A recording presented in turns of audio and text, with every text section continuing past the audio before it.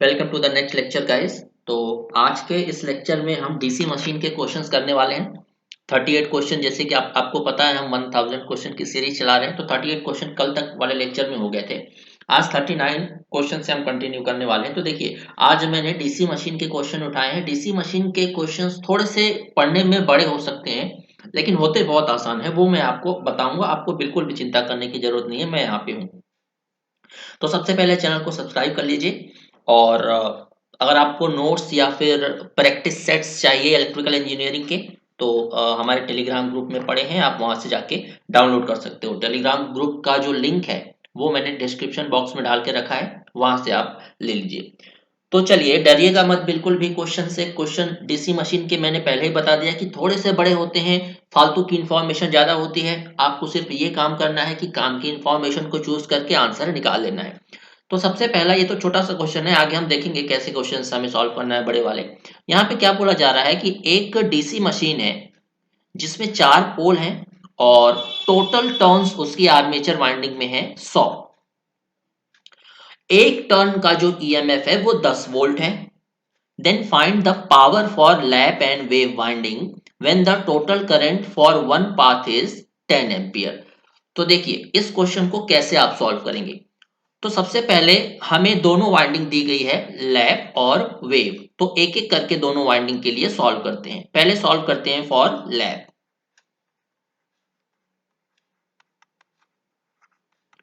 For lap winding, आपको पता है लैप वाइंडिंग में जो नंबर ऑफ पैरेलल पाथ होते हैं वो पोल के बराबर होते हैं।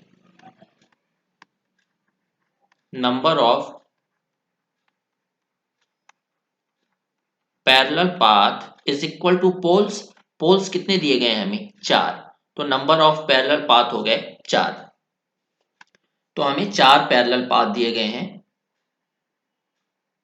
1 2 3 4, ये 4 हमें पैरेलल पाथ दिए गए हैं। और इनसे कनेक्टेड है हमारा लोड। लोड को भी तो कनेक्ट करना पड़ेगा ना भाई। ये लोड हमारा कनेक्टेड है। अब बोला क्या जा रहा है कि हर पाथ से जो करंट है वो 10 एम्पियर है। तो इस पाथ से भी करंट होगी 10 एम्पियर, इस पाथ से भी करंट होगी 10 एम्पियर, इससे भी 10 एम्पियर, और यहां भी 10 एम्पियर। तो आप मुझे बताइए, लोड से टोटल करंट कितनी जा रही है? 40 एम्पियर। ये हमारा है लोड। अब हमें करना क्या है कि लोड के एक्रॉस वोल्टेज और पता चल जाए तो हम पावर निकाल सकते हैं। तो वोल्टेज हम कैसे निकालेंगे, ध्यान दीजिएगा। आर्मेचर में टोटल टर्न्स कितने हैं? 100। हमने इस 100 टर्न के 4 पैरेलल पाथ बनाए। तो एक पाथ में कितने टर्न्स होंगे? Turns in one path total 100 थे, हमने 4 पैरेलल पाथ बनाए, 25 टर्न्स हो जाएंगे। एक पैरेलल पाथ में 25 टर्न है। और हर टर्न का ईएमएफ कितना है दोस्तों? 10 वोल्ट का। तो 25 इंटू 10, एक पैरेलल पाथ का वोल्टेज कितना हो गया बताइए? 250 वोल्ट। मतलब ये भी 250, इसका भी 250, इसका भी 250, इसका भी 250। अब सारा जो हमारा पाथ है वो पैरेलली किसके क्रॉस कनेक्टेड है? लोड के। तो लोड के क्रॉस भी वोल्टेज कितना हो जाएगा? 250। हमसे पूछा क्या जा रहा है? Find the power. पावर क्या होता है? लोड का voltage, that is 250 into load का करंट 40। तो हमें कितना मिल गया? 10 किलो वॉट। 10 किलो वॉट हमने पावर कैलकुलेट कर लिया। चलिए, अब हम कैलकुलेट करते हैं वेव वाइंडिंग के लिए। हमें लैप और वेव दोनों के लिए चाहिए ना। फॉर वेव वाइंडिंग, आप मुझे बताइए, वेव वाइंडिंग के लिए जो नंबर ऑफ पैरेलल पाथ होते हैं वो कितने होते हैं? 2। हमेशा 2, पोल पे डिपेंड ही नहीं करेगा। तो हम 2 पैरेलल पाथ बना लेते हैं। एक 2। यहाँ पे पोल चाहे 10 ले लीजिए आप, वेव वाइंडिंग के लिए नंबर ऑफ पैरेलल पाथ हमेशा 2 होता है। यहाँ पे हमने लोड ले लिया। क्वेश्चन को ध्यान से पढ़िए, क्या बोला जा रहा है, हर पाथ से करंट है 10 एम्पियर की, 10 एम्पियर 10 एम्पियर, तो टोटल करंट लोड से कितनी होके जा रही है, 20 एम्पियर। अब यहां से एक चीज बताइए, हमने 100 नंबर ऑफ टर्न्स को 2 पैरेलल पाथ में डिवाइड किया है, तो कितने कितने टर्न्स आ जाएंगे, 50-50 टर्न, और हर टर्न का 10 वोल्ट ईएमएफ है, यानी कि एक पाथ के अक्रॉस वोल्टेज कितना हो गया, 500 वोल्ट, ये भी 500 वोल्ट, तो लोड के अक्रॉस भी वोल्टेज कितना हो जाएगा भैया, 500 वोल्ट। तो यहां से हम पावर कैलकुलेट कर सकते हैं, पावर होगा लोड के अक्रॉस का वोल्टेज इनटू लोड के अक्रॉस करंट, तो पावर कितना हो जाएगा, 10 किलो वॉट। तो यहां से हमारा कंक्लूजन क्या निकलता है कि आप चाहे वेव वाइंडिंग यूज करो चाहे लैप वाइंडिंग यूज करो, लोड के अक्रॉस जो पावर है वो बदलेगी नहीं, लोड के अक्रॉस की पावर हमेशा सेम रहेगी। क्लियर है? चलिए नेक्स्ट क्वेश्चन पे देखिए। नेक्स्ट क्वेश्चन तो बहुत ही आसान है। अगर लैप वाइंडिंग और वेव वाइंडिंग को आपको डिटेल में पढ़ना है तो डीसी मशीन का जो प्लेलिस्ट है वो आप देख सकते हो, वो मैंने बनाई हुई है। डीसी मशीन हालांकि कंप्लीट नहीं हुआ है, हम धीरे धीरे कंप्लीट कर लेंगे उसे, बट ये वाला पोर्शन मैंने कंप्लीट कर रखा है। वहां पे आर्मेचर वाइंडिंग और आर्मेचर रिएक्शन कंप्लीट है। क्वेश्चन में क्या बोला जा रहा है कि एक डीसी जनरेटर है जिसमें नंबर ऑफ पोल्स हैं 6, आपको इंड्यूस्ड ईएमएफ का रेशियो निकालना है जब हमारी वाइंडिंग लैप में है अपॉन जब हमारी वाइंडिंग वेव में है, यानी कि induced voltage for wave winding sorry lap winding upon induced voltage for wave winding, इसका रेशियो मैंने क्या पढ़ाया है थ्योरी क्लासेस में, number of parallel path that is A for wave winding upon number of parallel path for lap winding। तो बताइए, wave winding के लिए number of parallel path that is a की वैल्यू कितनी हो जाएगी, हमेशा 2, और लैप वाइंडिंग के लिए नंबर ऑफ पैरेलल पाथ कितना होता है, पोल्स के बराबर, पोल्स दिए गए हैं 6, तो ये आ गया ratio 1:3। This will be your right answer. चलिए चलते हैं नेक्स्ट क्वेश्चन पे, 41 क्वेश्चन। तो देखिए ये क्वेश्चन आई होप बहुत काफी लोगों से बन जाएगा, 70% स्टूडेंट्स ऐसे क्वेश्चन को सॉल्व कर लेते हैं। तो अगर आपको लगता है कि आप ऐसे क्वेश्चन को सॉल्व कर लेते हो तो तुरंत आगे बढ़ जाइए। जैसे ये 41 क्वेश्चन है तो 42nd क्वेश्चन पे चले जाइए तुरंत, क्योंकि आपको टाइम वेस्ट करने की बिल्कुल जरूरत नहीं है। अगर आपको लगता है कि आप ये क्वेश्चन कर सकते हो, तो जिनको नहीं पता इस क्वेश्चन को कैसे करना है चलिए देखते हैं। क्वेश्चन में क्या दिया गया है, एक डायनेमो है, राइट, यानी कि जनरेटर है जिसमें 4 पोल्स हैं, वेव वाउंड है, 51 स्लॉट है, हर स्लॉट में 20 कंडक्टर हैं, इंड्यूस्ड ईएमएफ है 357 वोल्ट, जो डायनेमो की स्पीड है वो है 8500, तो हमें फ्लक्स पर पोल निकालना है। तो एक फॉर्मूला मैंने अपनी थ्योरी क्लासेस में प्रूव कराया है, E is equal to P phi N Z upon 60A। यहां से हमें फाई की वैल्यू निकालनी है, फाई क्या हो जाएगा, 60A E divided by P N Z. 60A क्या है, नंबर ऑफ पैरेलल पाथ, और हमें वाइंडिंग कैसी दी गई है, वेव वाइंडिंग, तो वेव वाइंडिंग के लिए नंबर ऑफ पैरेलल पाथ हो जाता है 2, इंड्यूस्ड ईएमएफ है 357, नंबर ऑफ पोल्स है 4, एन है स्पीड, स्पीड है 8500, और z है नंबर ऑफ कंडक्टर्स। तो देखिए हमारे पास टोटल 51 स्लॉट्स हैं और हर स्लॉट में 20 कंडक्टर रखे गए हैं, तो टोटल कंडक्टर कितने हो जाएंगे, 51 इंटू 20, सही है। तो यहां से हम अगर फ्लक्स की वैल्यू निकालें तो हमें मिल जाएगा 1.23 मिली वेबर। ये आपका आंसर हो जाएगा। चलिए चलते हैं नेक्स्ट क्वेश्चन पे। देखिए ये थोड़ा सा ट्रिकी क्वेश्चन है, इसमें बहुत लोग गलती करते हैं। क्वेश्चन में क्या बोला जा रहा है कि एक डीसी शंट मोटर है जो कि 1000 आरपीएम पे रन कर रही है। इसका टर्मिनल वोल्टेज है 220 volt. If the terminal voltage reduce to 110 volt then find the speed of machine. तो इसको हम कैसे सॉल्व करेंगे? हम जानते हैं E इज इक्वल टू होता है P5NZ अपॉन 68, मतलब EMF is directly proportional to speed. तो इसको रेशियो के फॉर्म में लिखते हैं N1 upon N2 is equal to E1 upon E2। पहले हमारी स्पीड थी 1000, बाद में हमें स्पीड फाइंड करनी है N2। पहले हमारा EMF था 220, बाद में हमारा EMF हमने कम कर दिया रिड्यूस करके 110, तो ये गया 2 टाइम्स, ये गया 500। तो N2 मतलब हमें स्पीड निकल के आ गई 500 आरपीएम। मैक्सिमम लोग ये आंसर आप निकालोगे, बट ये बिल्कुल गलत है। क्यों गलत है चलिए देखते हैं।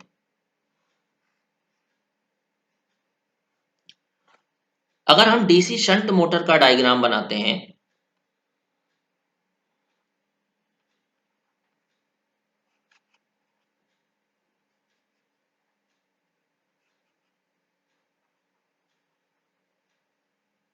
ये डीसी शंट मोटर है, यहां से हमने 220 वोल्ट का सप्लाई दिया,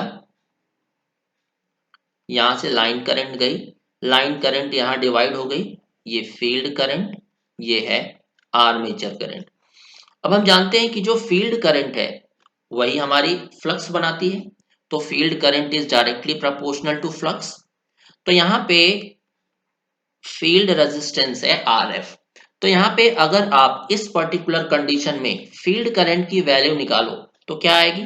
field current is equal to voltage upon resistance, so 220 upon field resistance. बाद में क्या बोला जा रहा है कि हमने टर्मिनल वोल्टेज को आधा कर दिया, 110 कर दिया, मतलब यहां पे हमने 110 कर दिया। तो field current is equal to 110 divided by field का जो रेजिस्टेंस है वो तो बदलेगा नहीं।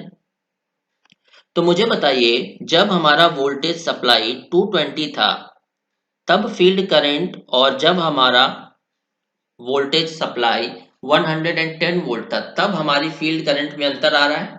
फील्ड करंट हाफ हो चुकी है, फील्ड करंट हाफ हो चुकी है मतलब फ्लक्स भी हमारा हाफ हो चुका है। तो हमें यहाँ पे इक्वेशन फर्स्ट अगर हम इसे मानते हैं तो हमारी फ्लक्स भी क्या है? कांस्टेंट नहीं है। तो EMF is directly proportional to speed into flux, flux को भी आपको कंसीडर करना होगा। तो रेशियो लेते हैं, E1 upon E2 is equal to N1 upon N2 is multiplied by phi 1 upon phi 2। तो पहला EMF है हमारा 220, दूसरा है 110, N1 अपॉन हमारी पहली स्पीड कितनी है 1000, तो N1 को 1000 लेते हैं, N2 हमें निकालना है। पहले फ्लक्स थी phi 2, बाद में ये क्या हो गई? हाफ हो गई, मतलब phi 2 डिवाइडेड बाई, सॉरी, पहले हमारी फ्लक्स थी phi 1, बाद में हो गई हाफ, यानी कि phi 1 बाई 2। तो 2 ऊपर चला जाएगा, 5 से 5 कैंसिल आउट हो गया, ये 2 टाइम जाएगा, ये 2 से 2 कैंसिल आउट हो गया, मतलब हमारी स्पीड उतनी ही है जितनी पहले थी, 1000 आरपीएम। तो यहां से हमारा कंक्लूजन क्या निकलता है कि डीसी शंट मोटर के केस में चाहे आप वोल्टेज को कितना भी घटा लीजिए, जो स्पीड है वो बदलेगी नहीं, बिकॉज द शंट मोटर यानी कि DC shunt motor is a constant speed motor. आप इस डीसी शंट मोटर को जब नो लोड पे चलाओ या फुल लोड पे चलाओ, जो इसकी स्पीड है वो ऑलमोस्ट कांस्टेंट होती है। प्रैक्टिकली तो हम ऑलमोस्ट बोल सकते हैं क्योंकि थोड़ा बहुत डिक्रीमेंट आता है जिसे हम नेग्लेक्ट कर सकते हैं, आइडियली ये कांस्टेंट होती है। तो चलिए चलते हैं हम अपने नेक्स्ट क्वेश्चन पे, that is 43rd question.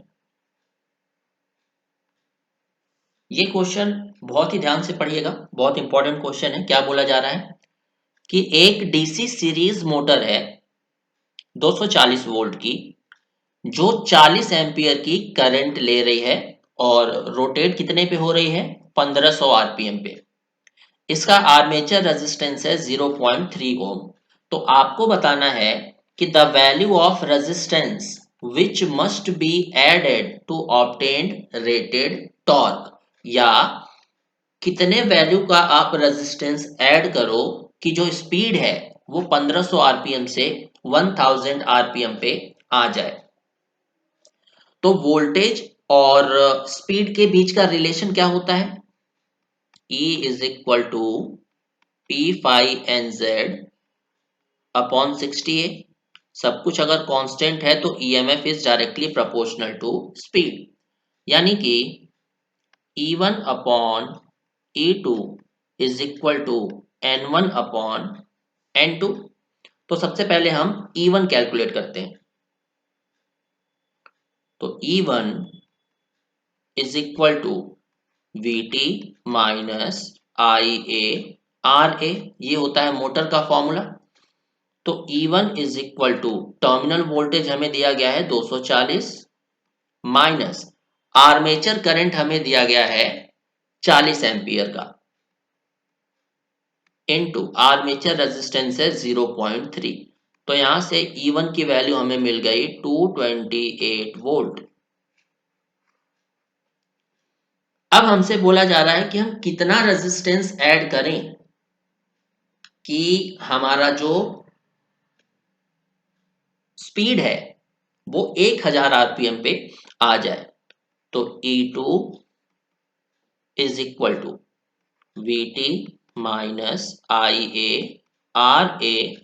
Plus मान लेते हैं कि हमने RX अमाउंट का रेजिस्टेंस ऐड किया, तभी तो हमें दूसरा EMF मिलेगा। तो E2 is equal to terminal voltage हमें दिया गया है 240, आर्मेचर करंट है 40, आर्मेचर रेजिस्टेंस है 0.3 प्लस RX अमाउंट का हम ऐड कर रहे हैं एक्स्ट्रा रेजिस्टेंस, जिसकी वैल्यू हमें निकालनी है। तो ये रिलेशन हमें पहले से पता है। E1 हमने निकाला है 228, E2 हमने कितना निकाला है 240 minus 40 0.3 plus RX is equal to N1। पहले स्पीड हमारी कितनी थी 1500 आरपीएम, बाद में हमारी स्पीड कितनी है 1000 आरपीएम। तो हमें यहां से कैलकुलेट क्या करना है RX। तो RX आप आराम से निकाल सकते हो। RX हमें मिल जाएगा, जब आप इसे कैलकुलेट करोगे तो मिल जाएगा 1.9 ओम, यानी कि हमें एक्स्ट्रा 1.9 ओम का रेजिस्टेंस ऐड करना पड़ेगा अगर हम चाहते हैं कि हमारी जो स्पीड है वो 1500 आरपीएम से 1000 आरपीएम तक डिक्रीज हो जाए। राइट, चलिए अब अगर इसी क्वेश्चन में थोड़ा सा चेंज कर दें, यहां पे दिया गया है एट 1000, यहां पे 1000 को हटा के एट स्टार्टिंग कर दिया जाए, तो क्या रेजिस्टेंस होगा, यानी कि the value of resistance which must be added to obtain the rated torque at starting. हमें कितने वैल्यू का रेजिस्टेंस ऐड करना पड़ेगा ताकि हमें रेटेड टॉर्क मिले, कब, स्टार्टिंग पे। अब स्पीड हमें नहीं दी गई है, अब दिया गया है एट स्टार्टिंग। तो चलिए इसे कैलकुलेट करके देख लेते हैं। एट स्टार्टिंग, स्टार्टिंग में क्या होता है मुझे बताइए, स्पीड 0 होती है। अब EMF is directly proportional to speed है, स्पीड 0 है तो EMF भी क्या हो जाएगा 0।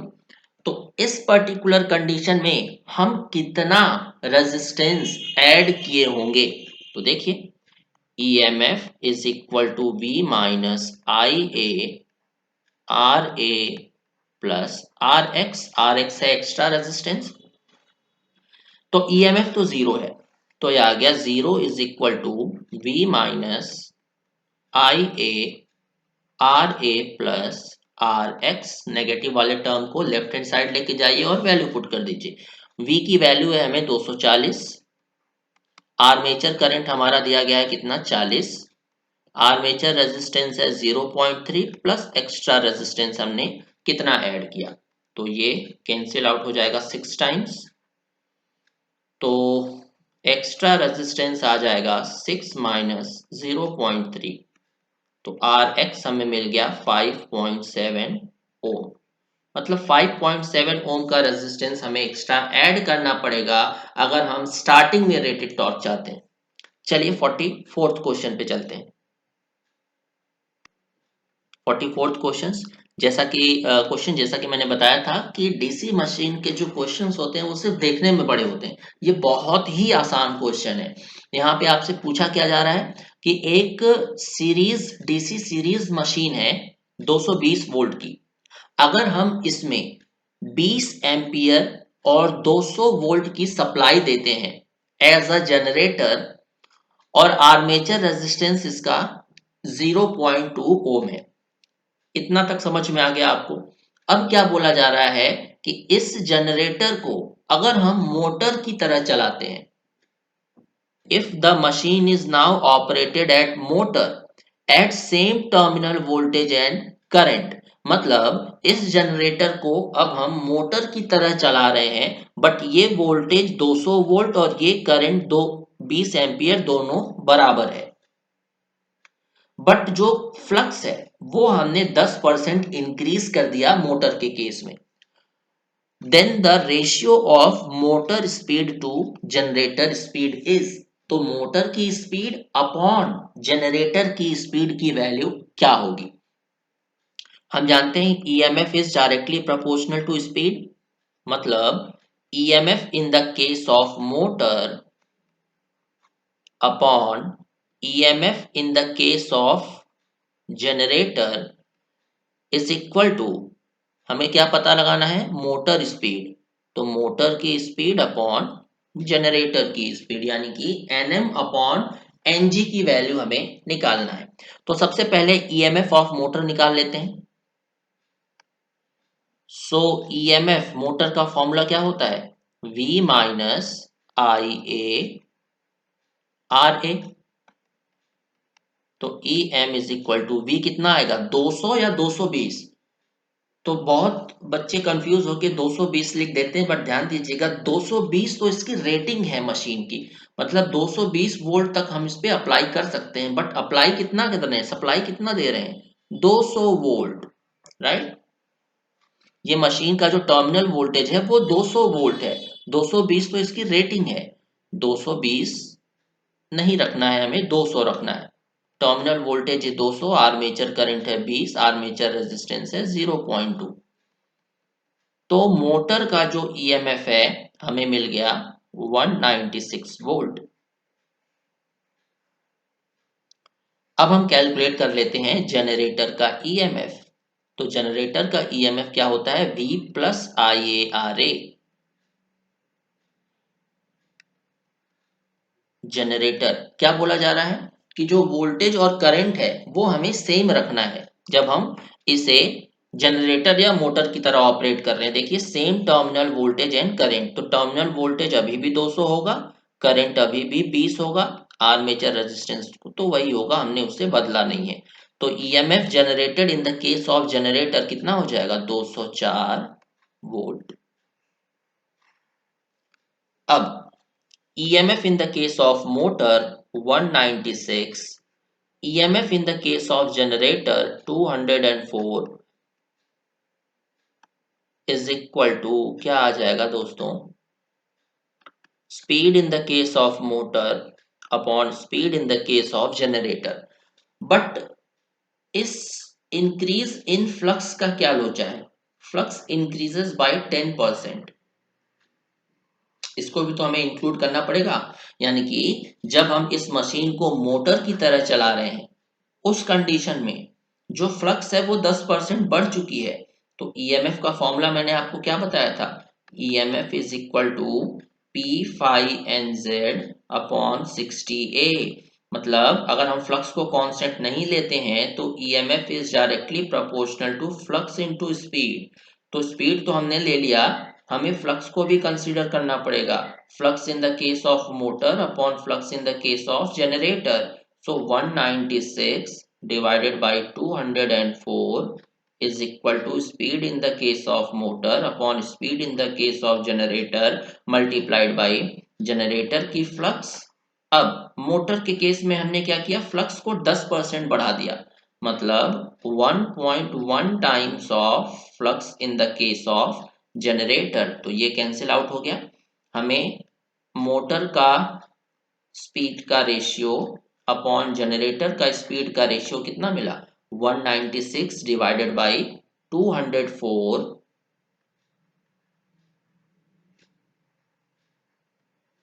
इंटू 1.1। तो यहां से हमें कितना मिल जाएगा दोस्तों, 0.87। तो ये 0.87 आपका हो जाएगा final answer, that is the ratio of motor speed to generator speed. चलिए देखते हैं 45th क्वेश्चन क्या दिया गया है। 45th क्वेश्चन बहुत ही कॉन्सेप्चुअल क्वेश्चन है। क्या बोला जा रहा है कि कोई भी डीसी शंट मोटर है, अगर वो रेटेड स्पीड पे चल रही है और उसी समय हम उसकी आर्मेचर वाइंडिंग को ओपन कर देते हैं, तो मोटर, चार ऑप्शन दिया गया है, मोटर सेम स्पीड पे रोटेट करती रहेगी, reduced rotate with reduced speed, यानी कि वो रोटेट तो करेगी बट उसकी स्पीड क्या हो जाएगी, कम हो जाएगी। Rotates with dangerously high speed, बहुत तेज स्पीड पे रोटेट करने लग जाएगी, या मोटर कम्स टू स्टॉप। तो इसका जो आंसर है उसे आपको बिल्कुल भी याद नहीं करना है, मैं आपको समझा देता हूं कैसे। डीसी शंट मोटर का जो डायग्राम है वो कुछ इस तरह से बनता है। आपने स्टार्टिंग का अगर लेक्चर देखा होगा मेरा डीसी मशीन का, तो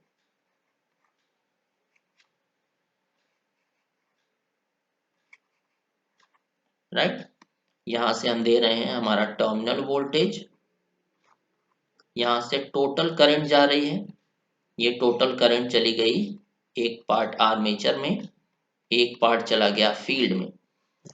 यह है हमारा आर्मेचर सर्किट।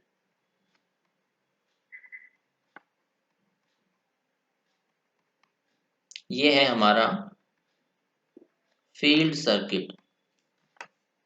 तो देखिए क्या बोला जा रहा है कि if the armature winding is open circuited, हमने आर्मेचर को क्या कर दिया, ओपन कर दिया, यहां से हमने आर्मेचर को ओपन कर दिया। तो अब मुझे बताइए क्या आर्मेचर में कोई करंट जाएगी। If armature circuit is open,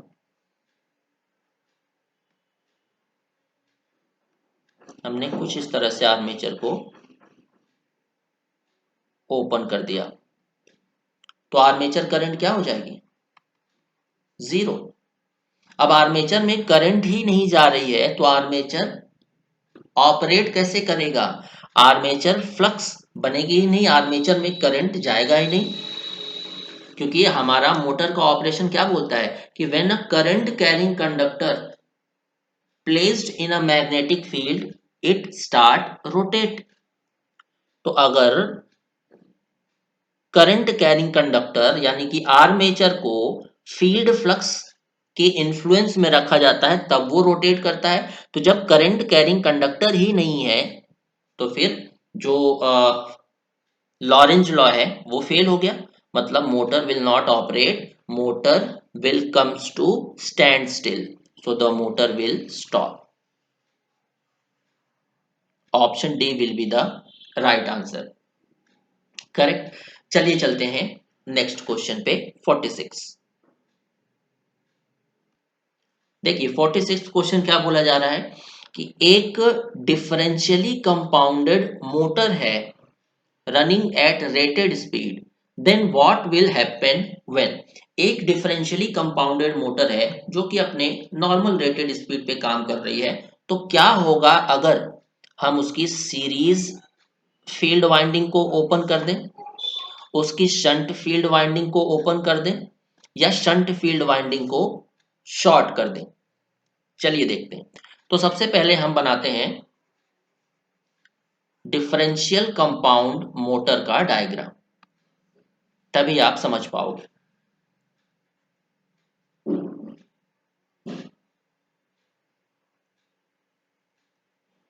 ये आर्मेचर है,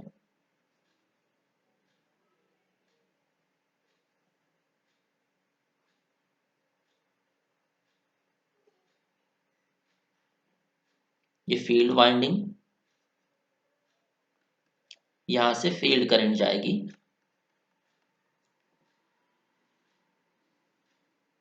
फील्ड करंट इस डायरेक्शन में जा रही है,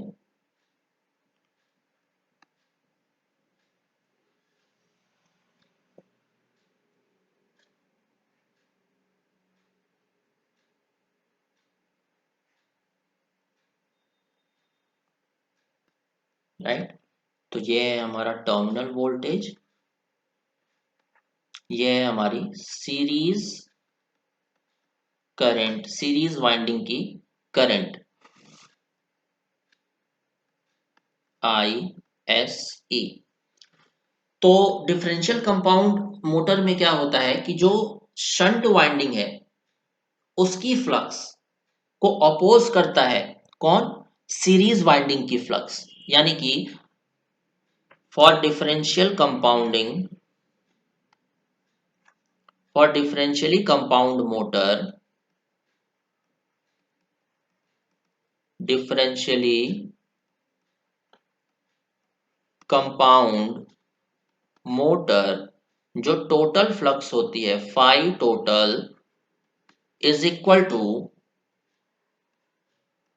shunt flux minus series flux. Correct. पहला स्टेटमेंट क्या बोला जा रहा है, if series field winding is open circuited, अगर ये जो सीरीज फील्ड वाइंडिंग है इसे ओपन कर दें तो क्या होगा। तो ये अगर सीरीज फील्ड वाइंडिंग हमने ओपन कर दिया तो ये जो मोटर है पूरी सप्लाई से डिस्कनेक्ट हो गई, हमने यहीं से ओपन कर दिया तो ये करंट इसके आगे तो बढ़ ही नहीं पाएगी, तो पूरी मोटर सप्लाई से अलग हो गई, यानी कि मोटर वर्क नहीं करेगी। तो इसका आंसर क्या हो जाएगा, मोटर विल स्टॉप, राइट। चलिए दूसरा केस देखते हैं, उसके लिए इसको इरेज करना पड़ेगा।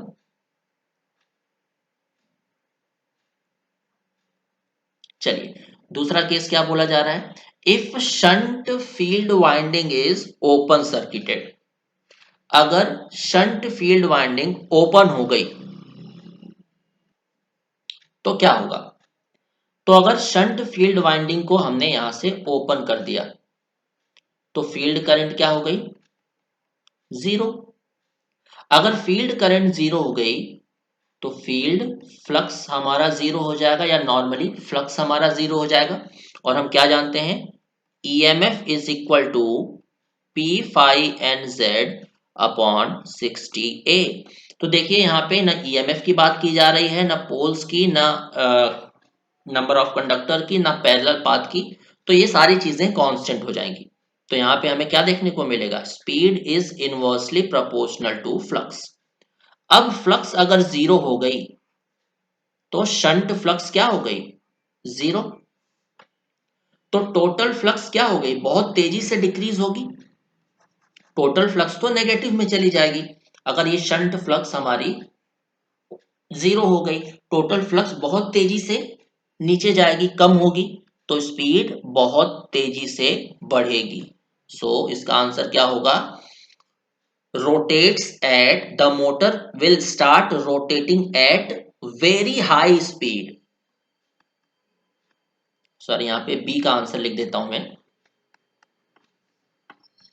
Motor will start rotating at very high speed।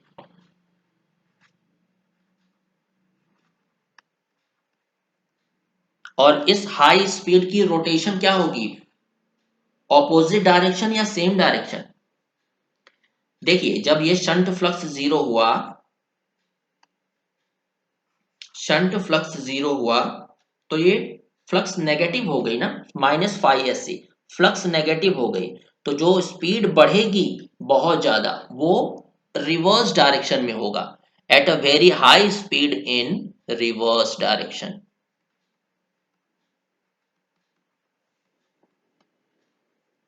ये इसका आंसर होगा। सी आप लोगों का होमवर्क है। आप लोग मुझे कमेंट बॉक्स में कमेंट करके बताइए, ये आपका असाइनमेंट है, इसका आंसर क्या होगा।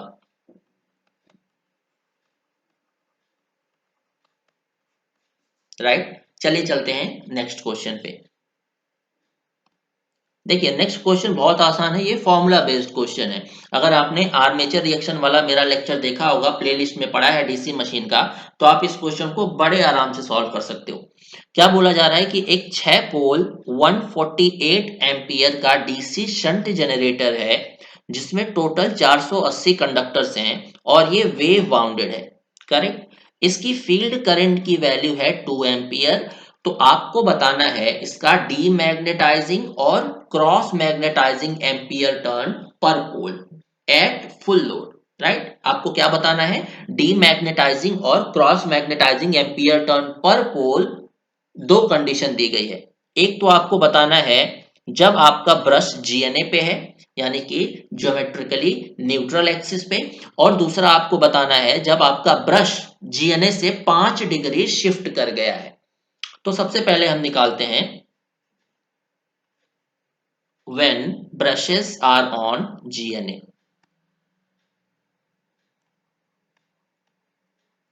when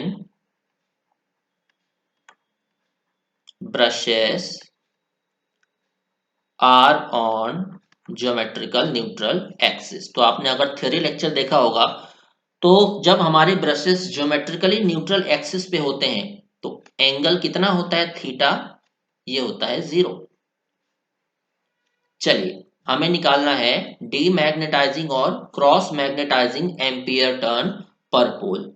सो सबसे पहले हम निकालते हैं एम्पियर टर्न पर पोल डीमैग्नेटाइजिंग, सॉरी डीमैग्नेटाइजिंग पर पोल।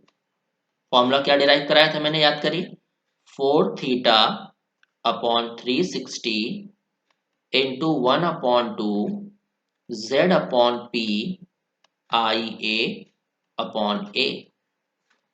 तो अब यहाँ पे थीटा 0 हो गया, ये वाला टर्म 0, तो पूरा डीमैग्नेटाइजिंग एम्पियर टर्न पर पोल क्या आ जाएगा, 0। चलिए देखते हैं cross magnetising ampere per turn पर सॉरी पर पोल कितना आएगा। एम्पियर टर्न क्रॉस मैग्नेटाइजिंग पर पोल हमें कितना मिलेगा, फॉर्मूला क्या लिखवाया था मैंने, 360 minus 4 theta divided by 360 1/2 z by P I A upon A.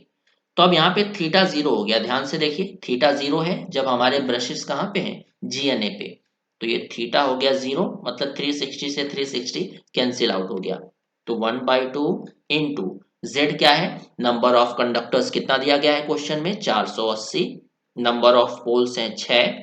Armature current हमें दिया गया है कितना, हमें आर्मेचर करंट नहीं दिया गया है, आपको निकालना पड़ेगा। शंट मोटर शंट जनरेटर का डायग्राम बनाइए।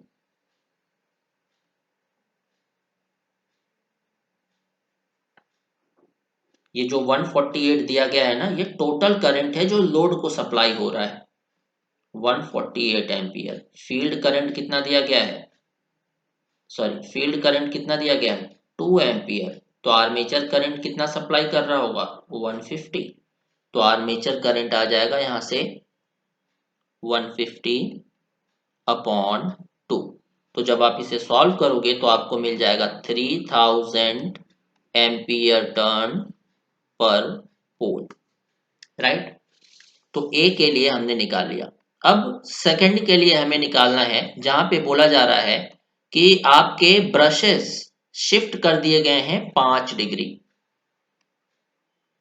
When brushes are shifted by 5 degree, यानी कि थीटा इज इक्वल टू 5। तो डीमैग्नेटाइजिंग एम्पियर टर्न पर पोल, फॉर्मूला बार बार लिखिए ताकि आपको याद हो जाए। 4 theta divided by 360 1/2 into Z upon P into I A divided by A. तो यहाँ पे आ जाएगा 4 इंटू थीटा 5 है divided by 360 1/2, number of conductors हैं 480, पोल है 6, आर्मेचर करंट है 150 और ए की वैल्यू हमें दिया गया यानी कि नंबर ऑफ पैरेलल पाथ 2 हो जाएगा। कैसे 2 हो जाएगा? क्योंकि वेव वाइंडिंग है ना, इसीलिए 2 हो जाएगा। तो यहाँ से हमें मिल जाएगा 166.67 एम्पियर टर्न पर पोल। ये आपका आंसर हो जाएगा। अब आपका जो असाइनमेंट है वो ये है कि क्रॉस मैग्नेटाइजिंग पर पोल के लिए आपको एम्पियर टर्न्स निकालने हैं 5 डिग्री के लिए। इसका आंसर आप लोग मुझे कमेंट बॉक्स में कमेंट करके बताइए। चलते हैं नेक्स्ट क्वेश्चन पे। चलिए, यहाँ पे क्या बोला जा रहा है कि the flux is maximum under which part of DC motor. यहाँ पे मशीन नहीं, इसको मोटर कर लीजिएगा। तो डीसी मोटर के केस में मशीन के कौन से पार्ट में जो फ्लक्स है वो मैक्सिमम होगी। तो देखिए, मैंने आपको जब वर्किंग पढ़ाई थी, वर्किंग में पढ़ा चुका हूं, आप आराम से देख सकते हैं हमारे प्लेलिस्ट में जाके। याद करने की बिल्कुल जरूरत नहीं पड़ेगी। ये नॉर्थ पोल है, ये साउथ पोल है। आर्मेचर रिएक्शन की वजह से जो फ्लक्स है उसका डायरेक्शन नॉर्थ से साउथ ऐसे हो गया था, याद करिए, टिल्ट हो गई थी ना। ये है from north to south flux.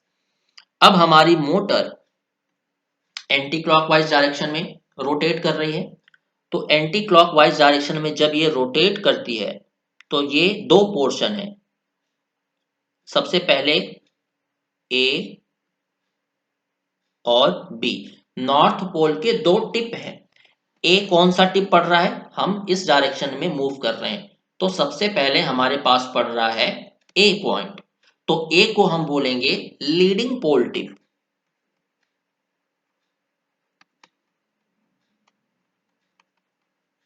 और बी को हम बोलेंगे ट्रेलिंग पोल टिप। तो आप देख के आप बता सकते हो कि लीडिंग पोल टिप में फ्लक्स ज्यादा है या ट्रेलिंग पोल टिप पे। तो of course leading pole tip पे। So option will be C. आप लोग यही सवाल मुझे कमेंट बॉक्स में कमेंट करके बताइए, अगर मोटर की जगह जनरेटर दिया गया होता तो किस पार्ट में फ्लक्स मैक्सिमम होती, right. Condition for next question और लास्ट क्वेश्चन आज का है, क्या दिया गया है कि condition for maximum output power of DC machine.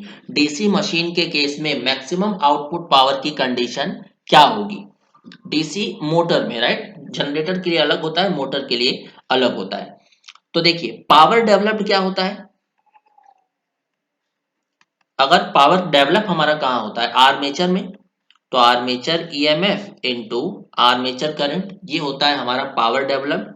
और मोटर के केस में इंड्यूस्ड ईएमएफ का फॉर्मूला क्या होता है? VT minus I A R A multiplied by I A. यहां से हो जाएगा VT I A minus I A square R A. इसमें वेरिएबल क्या है? इसमें आई ए वेरिएबल है, आर्मेचर करंट वेरिएबल है, क्योंकि लोड के साथ साथ आर्मेचर करंट चेंज होता है। तो डेवलप्ड पावर की हमें मैक्सिमम कंडीशन निकालनी है।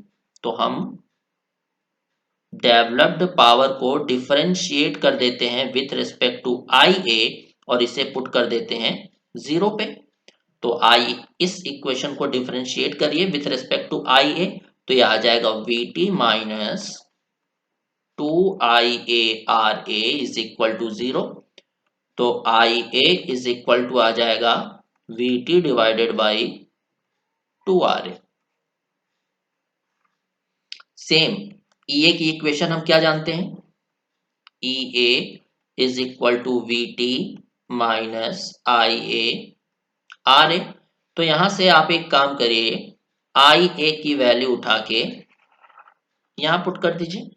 सो हमें क्या मिल जाएगा, E A is equal to V T minus V T divided by two R A into R A. R A से आर ए कैंसिल आउट हो गया, हमें क्या बचा, E A is equal to V T minus V T by two. So E A is equal to V T by two. So this is the maximum power condition for motor. So E is equal to V by 2. Option B will be the right answer. सही है। तो चलिए मिलते हैं हम अपने next session में। Thank you very much.